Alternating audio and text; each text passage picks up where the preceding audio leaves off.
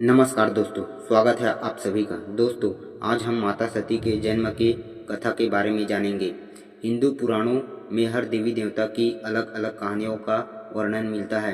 माता सती के जन्म से जुड़ी एक रोचक कथा का वर्णन मिलता है।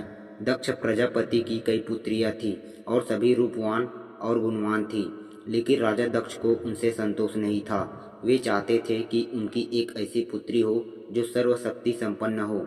इसके लिए राजा दक्ष घोर तप करने लगे। तप करते हुए कई दिन बीत गए। दक्ष के तप से प्रसन्न होकर माँ भगवती ने उन्हें दर्शन दिए और कहा कि मैं तुम्हारे तप से प्रसन्न हूँ। मैं स्वयं तुम्हारे यहाँ तुम्हारी पुत्री के रूप में जन्म लूँगी और मेरा नाम सती होगा। आइए जानते हैं क्या है पूरी कहानी। माता सती के जन्म से जुड़ी रोचक कहानी। कैसे राजा दक्ष के यहाँ लिया जन्म। इसके बाद माता भगवती ने सती के रूप में राजा दक्ष के यहाँ जन्म लिया। माता सती दक्ष की सभी पुत्रियों में अलौकिक थी।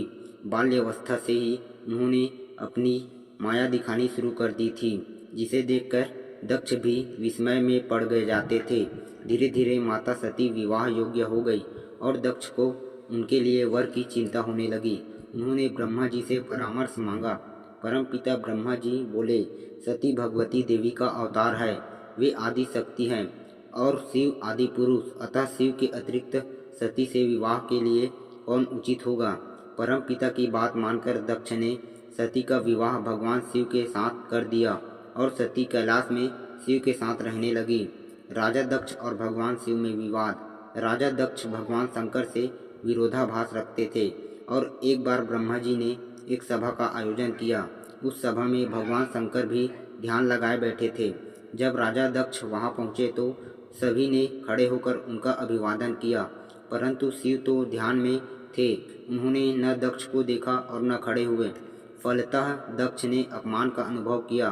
केवल यही नहीं, उनके हृदय में भगवान शिव के प्रति ईर्ष्या की आग जल उठी और वे भगवान शंकर से बदला लेने के लिए समय और अवसर का इंतजार करने लगे। भगवान शिव का अपमान। समय बीतता गया और एक बार राजा दक्ष ने एक विशाल यज्ञ का आयोजन किया। इस यज्ञ में सभी देवताओं और मुनियों को बुलाया, परंतु शिव से बैर भाव के कारण उन्होंने भगवान शिव को उस यज्ञ में आमंत्रित नहीं किया। जब माता सती को यह बात पता चली तो वे क्रोधित हो गई। उस समय भगवान शंकर समाधि में थे, अतः वे शिव जी से अनुमति लिए बिना ही वीरभद्र को साथ लेकर अपने पिता के घर चली गई।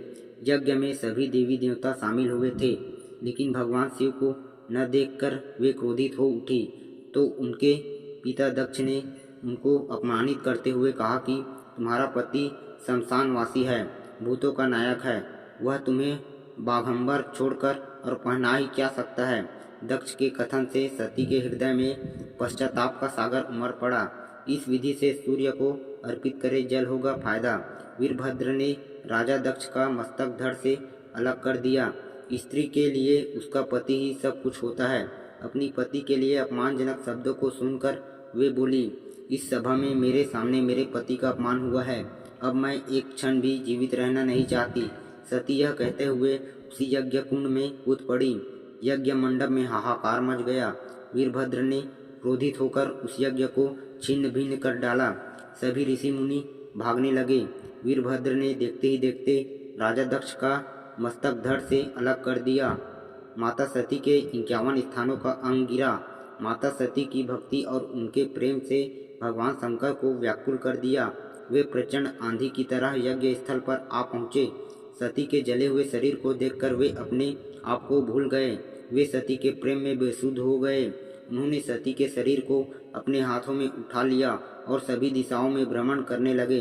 इस अलौकिक प्रेम को देखकर पृथ्वी, वायु, जल का प्रवाह रुक गया।